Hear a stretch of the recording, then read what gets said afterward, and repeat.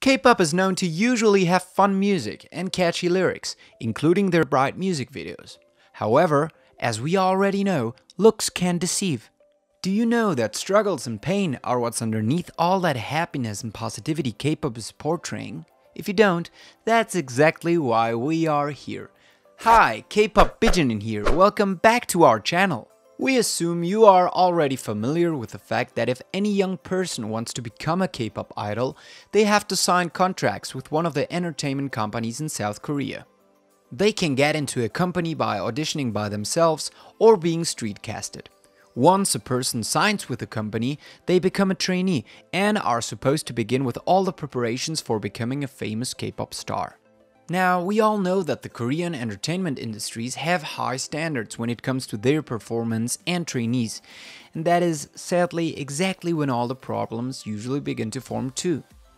Training can be stressful for many trainees, especially if they have no previous experiences at all.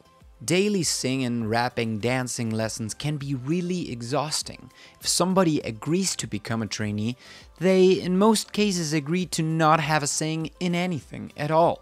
I mean, they even teach them how to act and behave on TV, how to be funny, and so on. Pretty much anything that the company finds to be beneficial for the future group's success, and the industry's success too, of course. Companies want to keep everything running smoothly, so if they would not see any improvements, they would most likely drop the trainees immediately.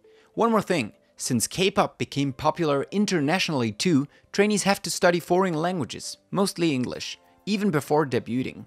The training period is known to last for a few years, in most cases. However, some lucky idols train just a few months before debuting with their group.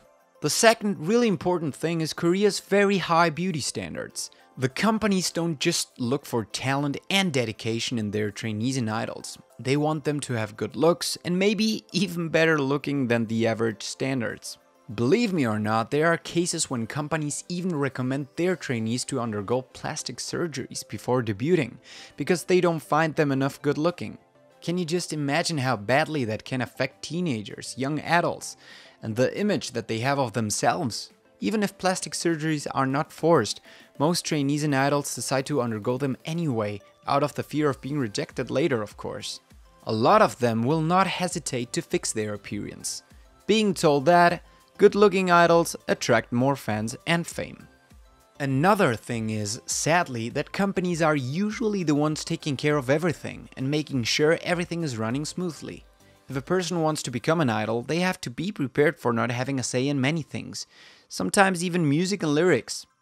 Idols are there to carry the company's ideas and to do what they're told, just for the company to achieve what they want. Eye-catching designs and concepts in their music videos are usually the ideas of the people who are in charge of music video designs. Sometimes they even force their idols to dye their hair in those colorful shades everyone is going crazy about. Just imagine how painful it is to constantly have your hair dyed and bleached, especially because most of the idols are naturally dark-haired.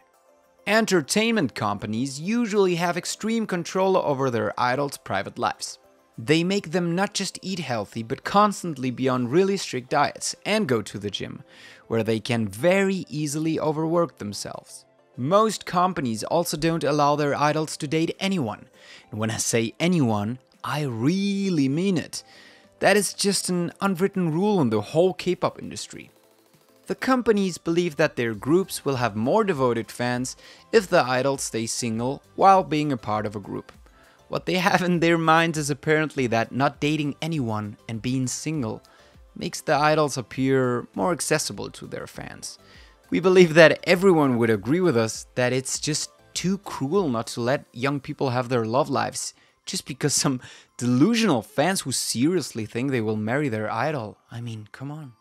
Another really important thing is being a part of the LGBTQ community, which is still considered taboo in the K-pop industry and South Korea in general. Agencies often do their best to cover up any conversation which involves the LGBTQ community and K-pop. It is still not common in the society of South Korea to openly accept the LGBTQ. Which is why it leads to speculative rumors, trauma, and the fear to come out, especially while being a famous K-pop idol who identifies as LGBTQ. Most idols just embody stereotypically primarily masculine or feminine traits, out of fear of being judged, no matter how they actually feel. However, this thankfully started changing and more idols decided to deviate from the traditional gender classification by openly embracing their LGBTQ identity or just supporting the community and its individuals wholeheartedly. Of course, we cannot finish this video without mentioning the importance of mental health. Kim Young-hyun, the frontman of the popular group Trainee, took his own life in December 2017. He left a note for his friend in which he spoke about all the pressure present in the lives of the K-pop idols. Sadly, Junghyun wasn't the only idol who couldn't bear the pressure anymore. While there's still a lot of work to be done, when it comes to breaking down the stigma around mental health in Korea, some groups have decided to talk about it more and spread more positivity with their songs.